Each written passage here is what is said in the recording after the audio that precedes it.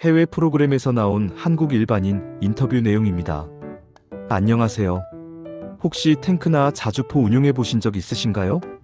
처음 이 질문을 던질 때만 해도 이렇게까지 어려울 거라고는 생각하지 못했습니다. 그냥 길을 지나다니는 분들께 몇 번만 물어보면 금방 5명쯤은 나올 줄 알았거든요. 군대 이야기만 꺼내도 다들 하나쯤은 경험담이 있을 거라 막연히 믿었습니다. 카메라를 켜고 인사를 건넸습니다. 안녕하세요. 다시 한번 고개를 숙여 인사하고 조심스럽게 말을 붙였습니다. 잠깐만 질문드려도 될까요? 하지만 대부분은 발걸음을 멈추지 않았습니다. 어떤 분은 웃으며 손사래를 쳤고 어떤 분은 아예 시선을 피했습니다. 커피 쿠폰을 드린다고 말해도 상황은 크게 달라지지 않았습니다. 그러다 문득 예전에 나눴던 한 친구와의 대화가 떠올랐습니다. 조지아 출신 알리라는 친구였는데 군대 이야기를 하다 보니 나라별로 군 복무 문화가 꽤 다르다는 걸 알게 됐습니다. 한국에서는 군대를 다녀오면 사회생활을 잘한다는 인식이 강하잖아요. 회사에서도 군대 갔다 왔어요? 라는 말이 능력을 판단하는 기준처럼 쓰이기도 하고요. 하지만 조지아는 조금 달랐습니다. 예전에는 거의 모든 남성이 군 복무를 했지만 요즘은 외동아들이면 면제되는 경우도 많고 형제가 있는 집안에서만 군대를 가는 경우가 늘었다고 하더군요. 복무 기간도 과거에는 2년 가까이였지만 지금은 1년 반 정도로 줄었다고 했습니다. 특히 인상 깊었던 건 학생 시절부터 받는 군사교육이었습니다. 조지아는 러시아와 전쟁을 겪은 지 얼마 지나지 않아서인지 고등학생이 되면 반드시 자기방어 수업을 듣는다고 합니다. 실제 군인들이 학교로 와서 방어 기술을 가르쳐주고 총을 직접 분해하고 다시 조립해보는 실습도 한다고 하더군요. 어떤 총이 어떤 구조를 가지고 있는지, 장전은 어떻게 하는지, 사격 자세는 어떻게 잡아야 하는지까지 배운다고 했습니다. 권총부터 소총까지 직접 만져보며 익혔다는 이야기를 듣는데 솔직히 조금 놀랐습니다. 우리는 총이라는 물건을 뉴스나 영화로만 접하는 경우가 대부분인데 어떤 나라에서는 일상 교육의 일부라는 사실이 새삼 크게 느껴졌습니다. 이런 생각을 하며 다시 거리로 나섰습니다. 이번 장소는 광화문이었습니다.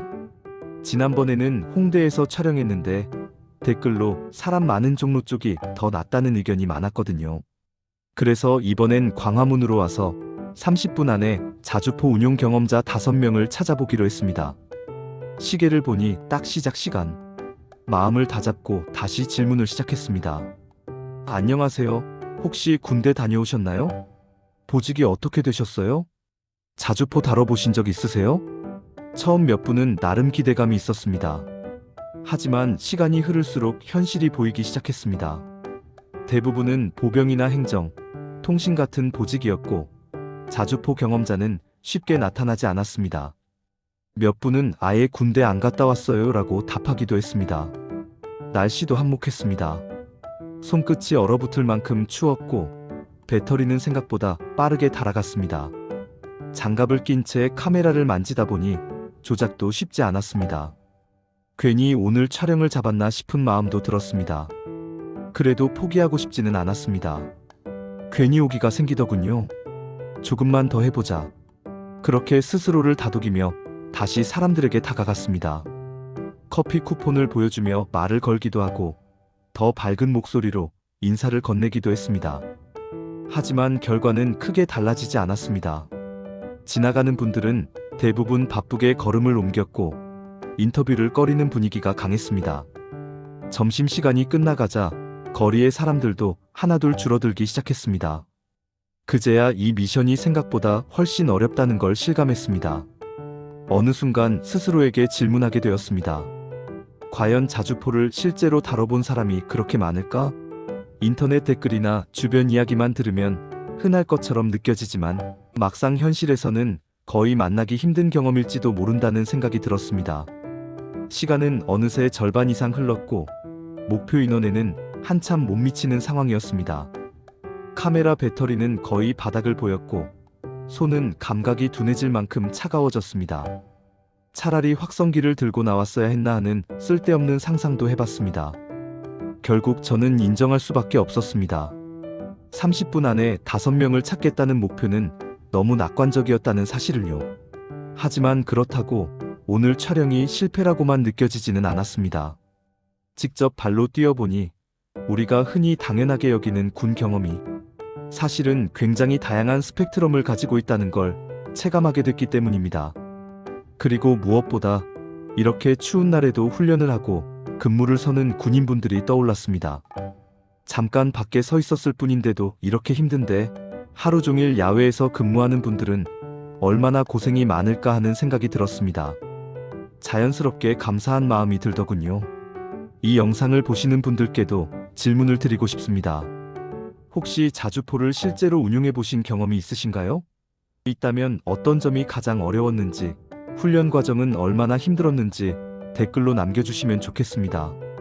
생각보다 정말 드문 경험인지 아니면 제가 운이 없었던 건지도 궁금합니다. 오늘의 도전은 숫자로 보면 성공이라고 말하기 어렵지만 체감으로는 꽤 의미 있는 시간이었습니다. 직접 부딪혀보지 않았다면 절대 알 수 없었던 현실을 몸으로 느꼈기 때문입니다. 무엇이든 해보기 전에는 쉽게 판단하지 말아야겠다는 교훈도 함께 얻었습니다.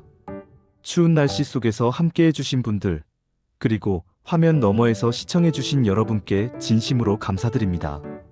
영상이 재미있으셨다면 구독과 좋아요, 알림 설정까지 눌러주시면 큰 힘이 됩니다.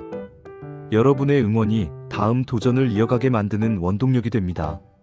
다음 영상에서는 또 다른 흥미로운 주제로 찾아뵙겠습니다. 오늘도 시청해주셔서 정말 감사합니다. 다음에 또 만나요. 필승!